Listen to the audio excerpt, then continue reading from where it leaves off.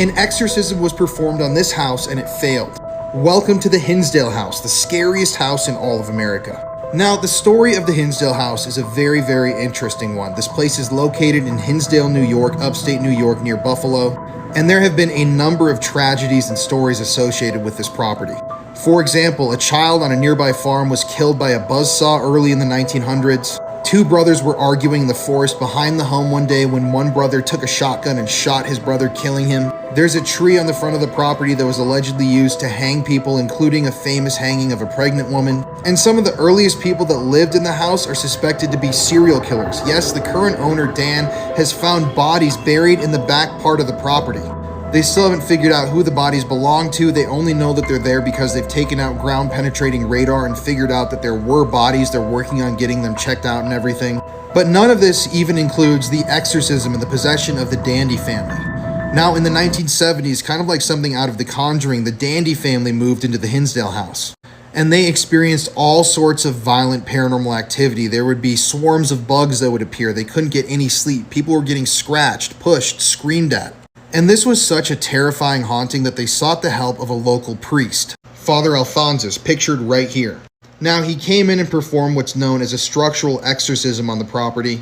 With the whole family present, this is widely documented. They even had a film crew from a New York university come out and film this entire process. And after this structural exorcism was completed, the film crew members swore they would never return to the property because of what they had seen and what they had heard during that process. Now, sadly, this exorcism failed. Only a short while after the exorcism, one of the family members ended up hanging herself.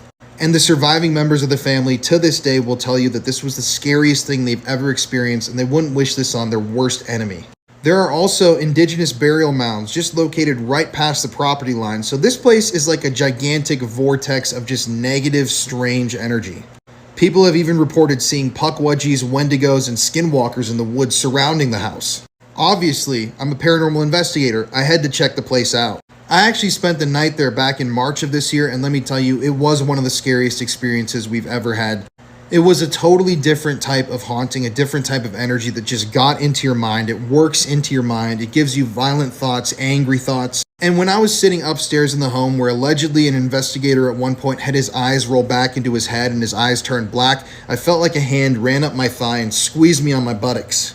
And so obviously you'd think that that one time, the scary night, would be enough. But no, we recently returned last week to investigate. And this time when we went back, we brought an actor so we could recreate the exorcism that took place back in the 1970s. And let me tell you, that's the night when all hell broke loose. The full video is going to be on my YouTube channel on Monday, so be sure you don't miss it.